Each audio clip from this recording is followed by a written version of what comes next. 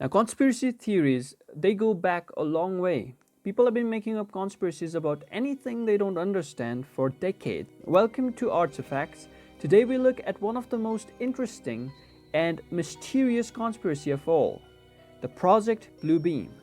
Believers of this project claim that this is or was a secret NASA venture. Most of them categorize the project in four main execution steps: breakdown, UFOs, language transmissions, and leadership responses.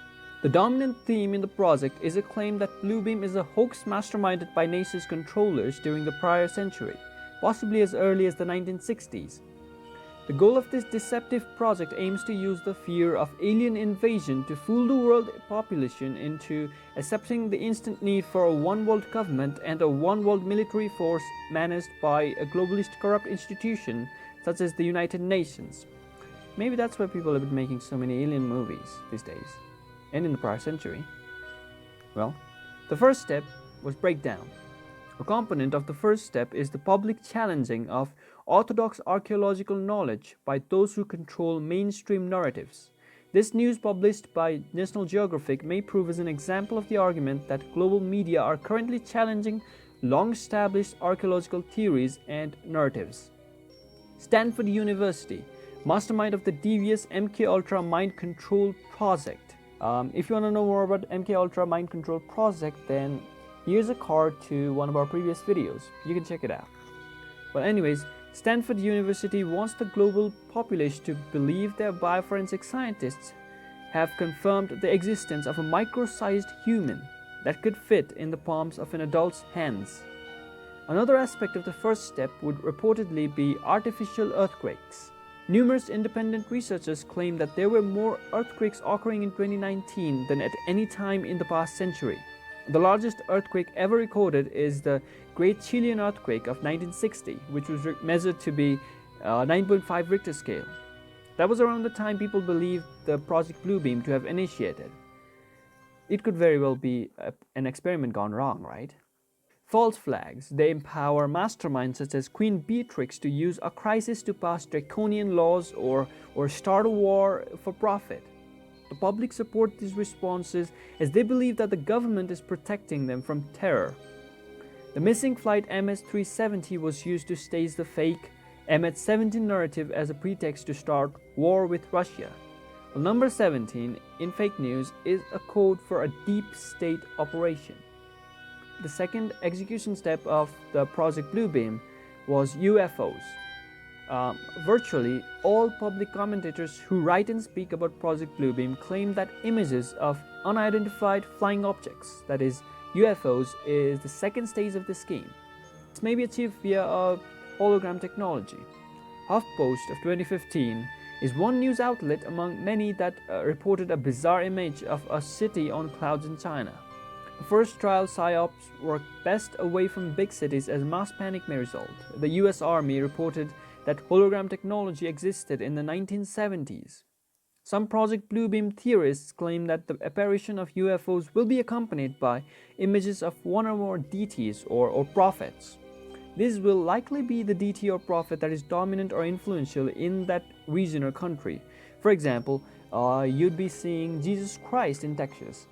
Well, the image of the Muslim prophet Muhammad is an obvious example that may translate to Muslim majority countries such as Kuwait and Iran. Mass UFO sightings of civilians in America on the ground happen in desert states such as Arizona, Nevada, and New Mexico more than all other states combined. The reasons for this phenomenon are not certain. Many avalanche phone calls made to local radio stations report the same details. The same applies to videos online uploaded by people who claim to freely share their identity and location of their home. Many private researchers claim that Allied forces confiscated German flying saucer aerial craft at the conclusion of the Second World War, which was way ahead of its time. The third step would be language transmissions. Now, deities, aliens, UFOs, and other entities that may appear when Bluebeam goes live will supposedly communicate using spoken or written words. If Bluebeam is an authentic project, it is possible that its masterminds may select or fine-tune their chosen modes, including number 1, the text message communications sent to all owners of cell phones. Similar messages may be auto-sent to all popular social media accounts such as Twitter. Number 2 would be voices may be heard coming directly from the sky, like the hum, right? Or maybe the deities or the prophets would sing a song or convince people that one world government is absolute necessary for the survival of the fittest. I don't know. Well, the number 3 would be voices sent telepathically direct to a person's mind. Yeah, they would call Professor X for that, or Cable, or Jean Grey. They could call anyone from the X-Men, that is. Well, anyways, that's not really possible in real life, so the last point is contentious. Telepathic communications are not recognized by any orthodox bioscience technology course. So-called personal communication such as extrasensory perception or ESP and telepathy lay in parapsychology realms. Well, the final one and the most important one for the government to complete the steps for the execution of Project Bluebeam would be the leadership responses. The dominant theme in the Bluebeam literature is that alien UFOs will openly signal sinister intentions. They may state that they aim to colonize Earth as a slave factory. Yeah, or Thanos might come down and he might claim to destroy half the population. Well, it could be scary. Many people already view Earth in this light. Alien apparitions may murder, imprison, or kill any creature at will. This unprecedented global crisis may catalyze instant global support for the formation of a unified government that merges all nations' militaries. Let's look at Reagan et al.'s speech before the formation of United Nations as a reference. He said, and I quote, "In our obsession with antagonisms of the moment, we often forget how much unites all the members of humanity. Perhaps we need some outside, universal threat to make us recognize the common bond." I occasionally think how quickly our differences worldwide would vanish if we were facing an alien threat from outside this world. And yet I ask you, is not an alien force already among us?